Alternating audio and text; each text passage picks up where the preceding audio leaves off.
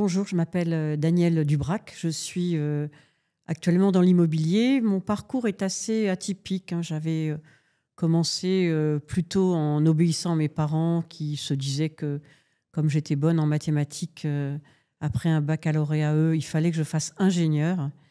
Et donc, j'ai quitté mes parents au moment du bac pour aller faire une école d'ingénieur à Paris. Parce que c'est un petit peu ce qu'on m'avait, la façon dont on m'avait orienté. Donc me voilà propulsée de province à Paris, à faire des études d'ingénieur et à être assez rapidement prise à la Thomson, travaux extérieurs. En fait, il s'agissait de systèmes de téléalarme, de téléintrusion, de capteurs avec un langage C en temps réel. Et il fallait installer des capteurs dans des sites très sensibles, soit parce qu'il y avait de la pyrotechnique, soit parce que c'était un site nucléaire, pour faire des essais dans des laboratoires qu'il fallait protéger. Donc, mon métier, c'était un chef de projet logiciel informatique dédié à ces sites et ces expériences. Et puis, très rapidement, au sein de la Thomson, il y a eu des restructurations. Du coup, l'esprit de l'entreprise ne me plaisait plus. Et un jour, à l'occasion d'un déjeuner, des copains, un copain qui était prof de maths à l'Éducation nationale, me dit moi, j'en ai marre, je veux faire autre chose. J'ai vu que dans l'immobilier, il y avait énormément d'opportunités. Et moi, je lui réponds mon entreprise ne correspond plus à ma méthode de travail, avec mes engagements moraux et sociaux. Du coup, pourquoi je ne ferais pas de l'immobilier? Je n'y connaissais rien puisque j'avais un diplôme scientifique, mais je dirigeais une équipe, j'avais évidemment des compétences en informatique. Et donc, ben voilà, pourquoi pas créer un système informatique dédié à l'immobilier et se lancer. C'est voilà comment je me retrouve dans l'immobilier après avoir fait une carrière finalement d'ingénieur assez courte, hein, puisque cette carrière, elle n'a eu lieu que pendant 5 ans. Donc, je crée ce cabinet et ensuite, donc, je rachète très vite les parts de mon associé. Et je me dis, comment faire? D'abord, j'habite la Seine-Saint-Denis. C'est un territoire où il y a des immeubles sociaux, beaucoup de logements sociaux, puis des immeubles pas encore assez neufs. En 86, il n'y avait pas beaucoup de diversité de logements. Et je me dis, après tout, je suis installée sur ce territoire, eh bien, je vais aller voir la mairie et je vais me présenter au maire. Et là, le maire me reçoit très aimablement à Saint-Denis, en Seine-Saint-Denis, et me dit moi, le logement, c'est pas de ma délégation, mais il y a un certain Patrick Braozek qui est adjoint à le logement. Ce serait bien que tu le rencontres. Et me voilà en train de rencontrer ce maire qui m'explique que finalement, dans le logement, il y a beaucoup à faire. À ce moment-là, il y avait encore aussi des gens qui cherchaient des logements. C'était pas la crise comme aujourd'hui, mais il y avait quand même des problèmes d'accessibilité au logement d'une part. Et d'autre part, il y avait des logements dégradés. Il y avait des copropriétés dégradées, paupérisées.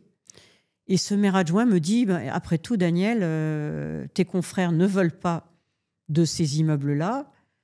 Si tu te fais nommer syndic, peut-être que tu pourras nous aider à faire du redressement de ces copropriétés. Donc me voilà, étant partie de rien, puisque je n'ai pas acheté de portefeuille, me voilà en train de travailler sur des copropriétés en difficulté. Parallèlement à ça, mes amis me confient un bien en gestion locative, incitent les copropriétaires à ce que je sois syndic, mais ça part un petit peu de rien, mais ça part surtout sur un territoire qui était un terrain propice à la requalification d'immeubles anciens dont ne voulaient pas les confrères. Donc effectivement, je suis allée me faire confirmer ça, je suis allée voir les confrères de ma ville qui n'étaient pas très intéressés, qui m'ont regardé un peu comme un peu, je dirais, un peu bizarrement, puisque c'était, d'après leur point de vue, pas forcément générateur de chiffre d'affaires. Mais me voilà partie. Et figurez-vous que et progressivement, je me fais une certaine notoriété sur le redressement de ces immeubles, à la fois sur un diagnostic social, sur un diagnostic technique. Évidemment, ce n'est pas nous qui faisions tout. Et partant de rien, me voilà à la tête assez rapidement d'une quinzaine de personnes. Et surtout, repérée en 99, je m'en souviendrai toute ma vie, pour lancer le premier plan de sauvegarde en France d'une copropriété, une copropriété qui s'appelle Le Prado, que j'ai toujours gardée. Maintenant, j'ai vendu ma partie syndic, mais j'ai toujours gardé cette copropriété. Et cette copropriété à Noisy-le-Grand, qui s'appelait Le Prado, elle n'avait pas de chauffage, elle n'avait pas d'eau. Alors là, c'était une expérience extraordinaire parce que du coup, quand vous êtes comme ça dans une situation de crise, les copropriétaires qui sont démunis, qui sont finalement une copropriété qui est dégradée, vous arrivez, bon, on vous dit pourquoi pas elle, pourquoi pas. Et donc vous êtes dans une situation de crise et l'intérêt de cette situation de crise, c'est que finalement vous analysez la situation, vous êtes aidé par des tiers puisque dans un plan de sauvegarde, il y a l'État, il y a les collectivités, il y a aussi des aides, il y avait la CAF, etc. Et du coup, vous mettez en place, après un diagnostic de gestion, vous mettez en place des actions. Alors vous êtes accompagné, puisque à ce moment-là, il y avait le pacte ARIM, il y avait aussi la mairie de Noisy-Grand qui était intéressée au sujet, le préfet, et vous mettez en place, à travers un diagnostic, vous mettez en place un plan de redressement. Et ça, c'est très, très intéressant parce que vous avez vraiment l'impression de servir à quelque chose. Ces copropriétaires ont eu... il y avait un chauffage au sol, comme dans ces immeubles des années 60, qui fonctionnaient à moitié bien. Donc, du coup, on l'a supprimé. On a mis en place des chaudières à gaz individuelles. Donc là, il a fallu passer toutes ces assemblées générales. Il a fallu que les copropriétaires nous fassent confiance. On a mensualisé les charges. Enfin, il y a eu tout un plan et surtout une remise en confiance de la part des habitants face à cette situation. Donc, c'est comme ça que ça a commencé.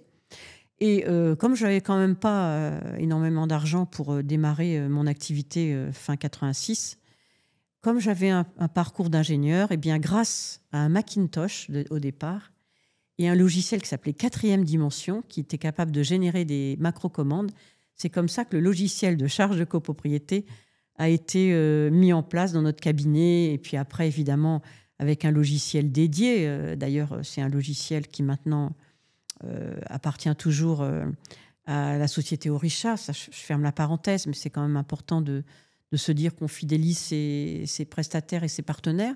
Donc c'est vraiment, vraiment une aventure extraordinaire, difficile pour les habitants, mais combien ont repris l'espoir grâce à ces systèmes finalement. Et puis un jour, justement, dans le cadre de ces nouveaux emplois, nouveaux services, et dans le cadre de ce système de prépaiement de l'eau avec des cartes, Veolia nous dit tiens, ce serait bien, Apogée présente un concours, ce serait bien de candidater, pourquoi pas. Et bon, on candidate. Nous voilà promus prix d'excellence sur le sujet parce que à la fois c'était un équipement innovant et aussi c'était de la médiation sur sur les charges, la médiation sur l'optimisation des charges. Donc c'est un système qui était une innovation sociale et technique. Donc ça avait été remarqué et à ce moment-là, le ministre de l'époque, qui s'appelle Monsieur Besson, nous a remis un prix. Et dans la salle, il y avait le secrétaire national de mon syndicat professionnel qui s'appelait la CNAB. Et donc, la personne qui était là me dit « Oh, mais c'est super comme système. Justement, nous allons avoir un congrès annuel, comme chaque année, dans ce syndicat. Et nous avons choisi un sujet sur les copropriétés en difficulté. C'est un exemple type de solution d'ajustement pour redresser une copropriété. Ça passe par maintes et maintes actions, maintes et maintes façons de faire, mais ça, c'était un exemple très intéressant sur le redressement d'un immeuble à travers l'optimisation des charges et la mise en place de capteurs. Et donc, me voilà propulsée dans un congrès, et c'est comme ça que, ayant fonctionné de 86 à 95 en vase clos, c'est-à-dire avec mes salariés, avec ma veille juridique liée à ma garantie financière, me voilà dans un syndicat très convivial, très performant, très expert, dans un congrès où évidemment le sujet, ça c'était un sujet que je connaissais, donc j'avais pas trop de timidité là-dessus, mais je ne connaissais pas ce monde de confrères puisque je travaillais toute seule. Et ce monde de confrères était tellement convivial, tellement expert, tellement avec plein d'outils comme de la veille juridique, comme des trames qui aident les administrateurs à bien faire leur métier, de la formation. Du coup, je me suis lancée dans le syndicat et c'est comme ça que je suis arrivée à la CNAB et qu'il y a 16 ans, l'UNIS est né, mais aussi à travers de la CNAB et de deux autres syndicats. Voilà comment ce parcours se fait, comment j'arrive dans le syndicat UNIS et comment, évidemment, en ayant créé mon entreprise, elle prospère puisque je suis arrivée jusqu'à 27 personnes en étant partie de zéro et de zéro achat aussi de portefeuille. Alors moi, je suis donc en Seine-Saint-Denis, j'habite la Seine-Saint-Denis et je vis de la Seine-Saint-Denis puisque mes immeubles étaient quasiment en Seine-Saint-Denis, donc très attachée à un territoire et assez engagée voilà, pour résoudre tel et tel problème, engagée vis-à-vis de mes copropriétaires, même si tout le monde n'aime pas son syndic, ça c'était très clair, c'est valable aujourd'hui, mais c'était valable aussi lors de l'exercice de mes fonctions. Et la Chambre de commerce avait besoin de gens qui allaient voir si tel projet d'aménagement était faisable dans le cadre d'instruction de dossier. Et donc, je me suis trouvée à devoir analyser sur le territoire de la Seine-Saint-Denis des zones d'aménagement à venir, des installations de centres commerciaux, etc. C'est comme ça que, de délégué consulaire, je suis devenue membre de la Chambre de commerce. Et puis ensuite, j'ai gravi les échelons. Et quand vous êtes engagé, parce que finalement, vous regardez les dossiers, vous vous intéressez, vous faites toute petite, vous n'êtes pas en train de vous médiatiser, mais vous travaillez, vous faites le job. Du coup, vous êtes repéré parce que vous faites le job. Et donc, c'est comme ça que je suis rentrée au niveau de la Chambre de commerce, qui était très, très engagée au niveau des écoles de la deuxième chance, puisque l'école de la deuxième chance, qu'est-ce que c'est ? C'est un dispositif pour les élèves de troisième qui ont raté l'école. Donc c'est une école pour ceux qui ont raté l'école, qui n'ont pas le brevet des collèges et qui, par le biais quand même d'un état des lieux, reprennent un peu confiance à travers c'est pas un enseignement, mais à travers des référents qui vont leur redonner confiance en les mathématiques, la connaissance du monde et le français, avec un rapport individualisé à l'étudiant, à l'élève, vont lui redonner confiance et finalement, à travers un parcours d'insertion professionnelle, ce sont des stagiaires de la formation professionnelle, ils ont un contrat, ils vont dans les entreprises, ce sont des cycles qui démarrent à n'importe quel moment du mois, vont leur faire un bilan de compétences et puis finalement les réinsérer dans le monde du travail. Alors ça peut être soit à travers une sortie positive d'une école de la deuxième chance, pour ceux qui ont tout raté, c'est une sortie vers un CFA, donc on retourne en formation, ou bien alors un CDD ou un CDI. Donc c'est tout un parcours de stagiaires de la formation professionnelle et ça c'était très intéressant parce que finalement dans notre territoire, en Seine-Saint-Denis, il y a beaucoup ce qu'on appelle des NEET, c'est-à-dire ceux dont le système scolaire traditionnel ne convenait pas, qui ne sont pas pour autant des cancres, mais qui finalement étaient rejetés ou avaient tout raté. Et donc ces dispositifs d'insertion étaient très utiles. Et moi, je suis rentrée là-dedans parce que la première école de la seconde chance a été créée par Édith Cresson, sur la volonté d'Édith Cresson, mais elle s'est passée à Marseille. Et la deuxième était en Seine-Saint-Denis. C'est comme ça que la Chambre de commerce, qui se voulait non pas être faisait pas une œuvre de bienfaisance, mais tout simplement sur ce territoire où on a besoin de personnes de première nécessité, où on a des emplois à pourvoir et des entreprises qui sont installées, ce qui était intelligent, c'est de se dire on va recruter les personnes qui sont du territoire plutôt que d'aller les chercher ailleurs, sauf s'il y avait des disciplines un peu plus sophistiquées ou compliquées, mais c'était vraiment faire le fit entre une entreprise du territoire et les citoyens du territoire. C'est comme ça que je me suis retrouvée à l'école de la deuxième chance, puisque j'étais membre d'une chambre de commerce et après présidente. Alors, c'était pas facile. Hein. Là, il y avait quand même des conflits sociaux au sein de l'école à ce moment-là, aggravés aussi par le fait que les fonds venaient aussi de l'Europe, ils venaient du département, ils venaient d'un certain nombre d'entreprises privées aussi, mais ils venaient des fonds européens, et les fonds européens, c'était tellement compliqué à monter, à contrôler, ça avait amené des tensions. Et là, ça n'a pas été une partie de repos quand j'étais présidente parce que les formateurs étaient des gens assez compliqués à gérer. Mais enfin, ça s'est bien passé et il y avait 65% de taux de réussite, de sortie positive, comme on dit, de ces écoles. Donc voilà comment est-ce que de la Chambre, on passe à l'E2C 93. Alors pourquoi? Parce que moi, je suis sur un territoire, donc c'est normal que je donne de mon temps sur mon territoire. Le territoire m'a beaucoup donné, donc en retour, je donne. Et à la chambre à la CNAB après est devenue l'UNIS, eh bien, évidemment, avoir une particularité d'être quelqu'un de terrain, engagé sur les copropriétés dégradées, ça m'a permis d'être dans une commission copropriété, puis après dans la commission des affaires sociales.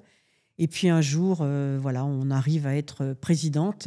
Alors, c'est pas facile, hein, pas facile, parce que quand j'arrive à UNIS en 2020, d'abord c'est pendant le Covid, donc l'élection était virtuelle. Et puis finalement, personne ne voulait être président parce que le syndicat allait un peu mal. Peut-être que certains se sont dit, bon, ça va mal, donc tiens, Danielle, c'est une femme, elle y va, elle bosse, on verra bien. Si ça ne marche pas, c'est peut-être pas grave. Je pense sincèrement que certains se sont dit ça, mais celui qui me l'avait demandé était quelqu'un de très bienveillant. Et puis je me suis dit, moi, le syndicat m'a beaucoup donné en veille juridique, en convivialité, en expertise aussi, en formation. Et donc, pourquoi pas donner un peu de son temps pour ce syndicat. Être une femme dans un syndicat, c'est pas facile, parce qu'il y a beaucoup de présidents de syndicats professionnels ou de fédérations qui sont des hommes.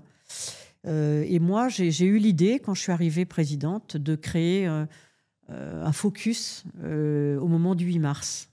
Au moment du 8 mars, faire quelque chose pour distinguer les femmes dans l'immobilier. Alors, il y a beaucoup de femmes dans l'immobilier, contrairement à ce qu'on peut penser.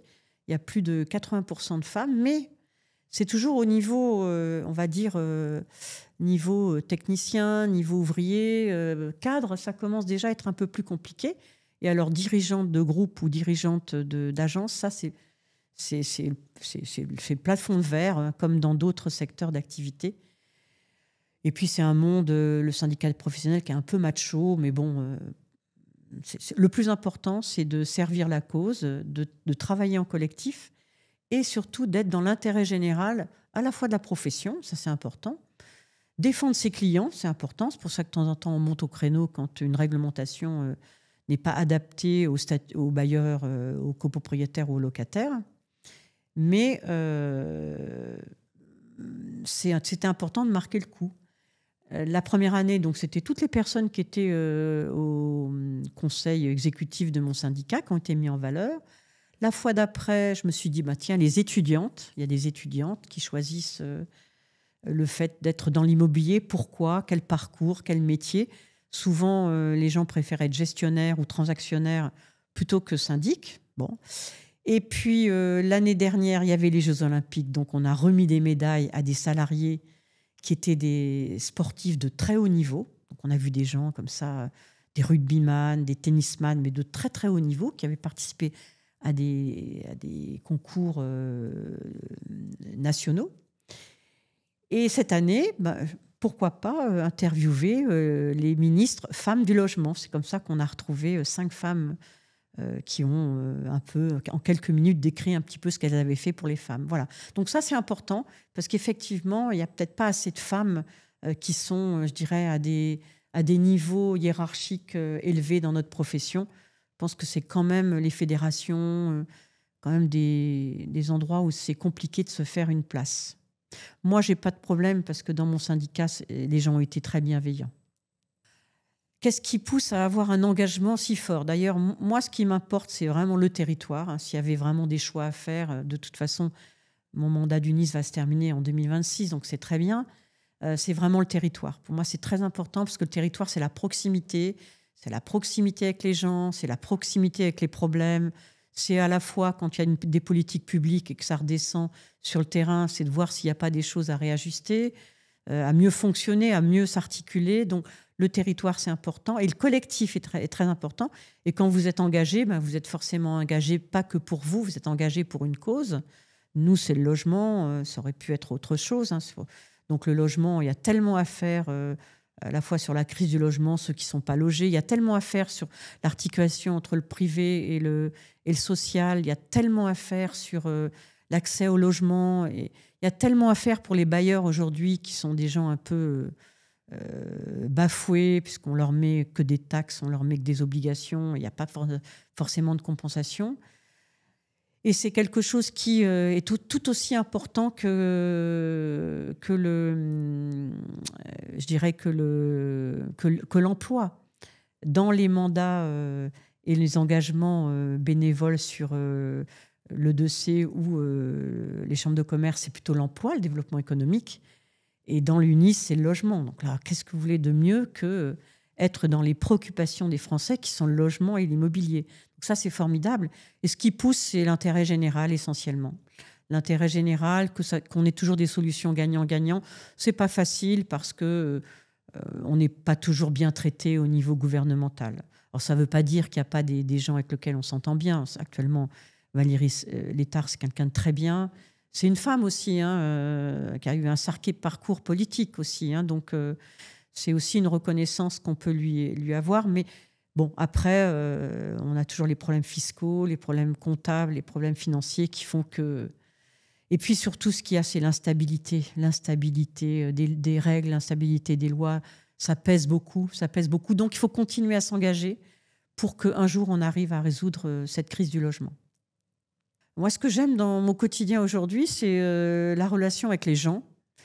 Et puis, essayer de comprendre la réglementation. Enfin, essayer de comprendre. Il faut comprendre la réglementation, mais voir si elle est opérationnelle par rapport à l'exercice de notre métier. Voilà. Donc, la vie des gens, sans être dans le voyeurisme, la vie des gens, comment est-ce qu'on peut améliorer la vie des gens, améliorer la qualité des logements, améliorer la valeur vénale des logements. Tout ça au niveau du syndicat, c'est très important. Peser sur la représentativité, être plus fort en s'unissant. Nous, on a notre slogan, la Unis fait la force, parce que vraiment, on y croit beaucoup. Tous ces métiers qui s'enchevêtrent, comment faire pour que tout le monde puisse avoir un logement décent. Ça, c'est vraiment très, très important, tout en tenant compte de nos bailleurs qui sont des fois maltraités, ou nos copropriétaires, essayer de faire comprendre qu'il faut des règles stables, qu'il faut pas changer le fonctionnement tous les jours. Donc, c'est quand même intéressant, mais c'est épuisant. C'est épuisant parce que on vous demande, par exemple, de massifier la rénovation énergétique. C'est le sujet, c'est très important pour la planète, c'est très important pour les économies d'énergie, c'est très important pour la qualité de vie dans les logements des résidents. Et puis, donc, vous faites un maximum de choses. Et puis là, subitement, le coup de pouce, c'est la subvention. Puis du jour au lendemain, on vous supprime une des subventions. Je pense à ma prime rénov individuelle là, qui vient d'être suspendue. Mais comment voulez-vous être crédible? Donc, il faut continuer à dialoguer avec sa clientèle pour expliquer que non, ça, c'est le bon choix. Il faut faire ça, il faut prendre la bonne décision au bon moment. C'est beaucoup l'esprit du syndicat, d'essayer de comprendre les uns et les autres avec ce qu'on a fait comme programme les universités de la copropriété. Sur la chambre de commerce, c'est plutôt... on est sur un territoire où il y a beaucoup de création d'entreprises par des... Alors, soit ce sont des startups innovantes dans l'high-tech, soit ce sont carrément des jeunes gens, des jeunes filles qui se lancent en création d'entreprises pour voir à leur emploi. C'est-à-dire qu'en fait, c'est des entreprises qui sont créées et le seul salarié, c'est le chef d'entreprise. On a beaucoup ça en Seine-Saint-Denis. Par exemple, un livreur de pizza qui crée son entreprise. Donc, vous voyez, on a vraiment tous les modèles. Et l'intérêt, c'est de les faire grandir, que leur entreprise se développe. Et on est sur un territoire magnifique en Seine-Saint-Denis. D'abord, on a des grands travaux comme les Grands Paris Express, tout ce qui est le métro tout autour d'Île-de-France et dans notre banlieue. Vous avez eu les Jeux Olympiques. Les Jeux Olympiques ont amené un engouement sur notre territoire extraordinaire. Donc, on a aidé les entreprises à répondre à des marchés pour qu'elles aient un bout de marché ou de prestation de services ou de fourniture dans le cadre de ces Jeux Olympiques. Ça a quand même été assez réussi. Il y a eu 900 entreprises qui ont eu un marché. Ça correspond à peu près à 700 millions d'euros. Il faut toujours regarder le verre à moitié plein, jamais regarder le verre à moitié vide. Enfin, en tout cas, moi, c'est comme ça que je fonctionne. Donc, aider les entreprises et puis dans les difficultés, parce que malheureusement, il y a énormément de défaillances aujourd'hui, dans les difficultés, les orienter immédiatement vers le tribunal de commerce pour trouver des solutions avant le dépôt de bilan, avant le redressement. Il y a des tas de possibilités. Souvent, les chefs d'entreprise n'osent pas en parler. Et qui de mieux qu'un chef d'entreprise qui parle à un autre chef d'entreprise? C'est pour ça que les chambres de commerce ont des représentants commerce, industrie et services, justement pour parler à leurs confrères. Donc voilà, c'est un peu tout ça. Il y a des succès, il y a des échecs. Mais ce qui compte, c'est d'être toujours redevable d'un territoire qui se développe, qui est très attachant, très intéressant, mais qui est capable du meilleur et du pire, en tout cas en Seine-Saint-Denis, c'est ça. Au cours de ma carrière, si je devais refaire quelque chose, je serais peut-être moins timide au départ, parce qu'au départ, moi, j'étais un peu réservée. Je n'ai pas osé m'engager tout de suite dans un syndicat. Hein. J'ai créé mon entreprise en 86 et je suis arrivée dans un syndicat en 95. Donc, que de temps perdu. Donc, si j'avais quelque chose à recommander, c'est de dire, vous créez votre entreprise, faites-vous accompagner tout de suite. Ce n'est pas contraignant de se faire accompagner, c'est pas non plus quelque chose de normal. D'abord, les entreprises qui se font accompagner ont 2 chances sur 3 de plus de se faire de réussir, hein, de ne pas fermer boutique au bout de 2 ans ou 3 ans. Donc se faire accompagner et être dans des réseaux, parce que les réseaux, c'est très important. Ça permet d'avoir beaucoup de connaissances, beaucoup d'opportunités. Ça peut être des opportunités d'affaires, ça peut être des opportunités de rencontres. Et ça, c'est très important pour le développement de son entreprise et pour le développement de son propre bien-être. C'est important de se sentir, de se situer dans une société, d'être reconnu. Donc voilà, engagez-vous, mais soyez accompagné si vous démarrez une activité. Et surtout, soyez dans des réseaux. Moi, j'avais choisi les femmes chefs d'entreprise pour le côté chef d'entreprise et, je dirais, instance économique pour être un peu plus visible à travers des mandats, pourquoi pas. Et puis, au niveau professionnel, quel que soit le syndicat, aujourd'hui, il y a UNIS, FNIM, SNPI, syndiquez-vous, s'il vous plaît, syndiquez-vous. D'abord, c'est très important parce que ça met son expertise à disposition des autres. Et puis, ça permettra à terme de peser sur les politiques publiques, enfin, du moins, je l'espère. Le message que je veux donner aux femmes, qu'elles soient chefs d'entreprise, industrie, commerce ou prestations de services, en l'occurrence l'immobilier, c'est tout simplement de dire n'ayez pas peur de vous engager. Et pour s'engager, il faut adhérer à un réseau. Il faut adhérer à un réseau, il faut adhérer à une fédération, il faut adhérer à une association, peu importe. Quel que soit le réseau, il faut adhérer parce que ça permet de rompre l'isolement. Ça permet aussi, si on a une difficulté dans son entreprise et qu'on ne veut pas en parler à ses salariés, ça permet de converser et de regarder entre pairs les problématiques qu'on a eues. Ça permet aussi des rencontres qui font que plus on se connaît, plus on a confiance, et plus on se connaît entre nous, plus on peut aussi répondre à des appels d'offres ensemble, donc faire prospérer son entreprise. S'engager, c'est vraiment une utilité à la fois pour le domaine de compétences dans lequel vous êtes, puisque vous apportez votre expertise. C'est aussi améliorer la représentativité des femmes dans un secteur, par exemple, en l'occurrence dans le secteur de l'immobilier. C'est tout ça. Il faut prendre des mandats. Alors, évidemment, il n'y a pas petit ou gros mandat. Il faut avoir du temps, il faut savoir gérer son entreprise et ses mandats. Mais c'est important parce que ça permet aussi de donner son point de vue sur le développement économique, sur la réglementation, son savoir-faire. Et ces instances-là, professionnelles, elles en ont besoin.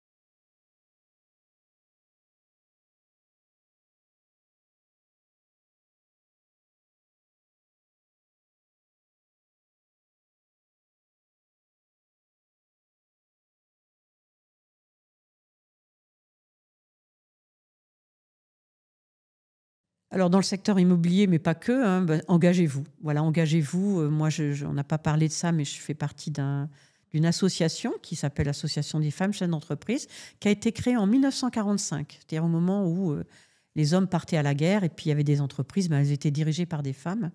Et donc, je fais partie de cette association qui est à structure internationale. Il y a plusieurs pays dans lesquels il y a cette association. Elle a été créée par une Française, c'est ça qui est intéressant. Et le but de l'association, c'est assez particulier, c'est de permettre, pour celles qui le veulent, femmes chefs d'entreprise, de leur permettre d'avoir des mandats dans les instances économiques. Alors, c'est quoi? C'est l'URSSAF, c'est les conseils du prud'homme, c'est les chambres de commerce, les chambres de métier, le tribunal de commerce, etc. Et il faut donner un petit coup de pouce, puisque si vous n'avez pas le coup de pouce, alors des fois, les quotas, par exemple, dans les conseils d'administration, ont aidé à ce coup de pouce. On n'est pas spécialement pour les quotas, mais ça aide. Et donc, cette association, elle est intéressante pour un peu rompre l'isolement dans lequel la femme chef d'entreprise, et puis parler un peu entre pairs, entre pairs, PAIRS, entre pairs, des difficultés qu'on peut avoir, essayer de voir comment ces difficultés auraient été résolues par les autres, et puis pour celles qui veulent, aller chercher des mandats pour que la représentativité des femmes dans le monde économique soit un peu plus importante. Sur le syndicat UNIS, on a quand même des femmes au conseil d'administration, en assemblée générale, en présidente de commission métier, ça c'est très intéressant aussi, hein. Commission gestion locative, communication, adhésion. On a eu aussi la commission transaction, maintenant c'est un homme, mais il faut pousser. Il faut pousser, c'est pas évident parce qu'on a tous de bonnes raisons, ne serait-ce que la raison de son entreprise, hein, puisqu'il faut quand même faire tourner la boutique. Mais moi, j'encourage les femmes à y aller. Elles trouveront forcément un intérêt à la fois personnel, une espèce d'équilibre entre finalement être utile et le monde professionnel, et puis un intérêt professionnel proprement dit, puisque en étant dans ces instances, on apprend beaucoup de choses pour sa propre entreprise et pour son propre fonctionnement, que ce soit d'ailleurs un mandat de chambre ou un mandat au niveau du syndicat professionnel. Mais il faut y aller, il n'y en a pas assez, à mon avis, de femmes, mais que voulez-vous ?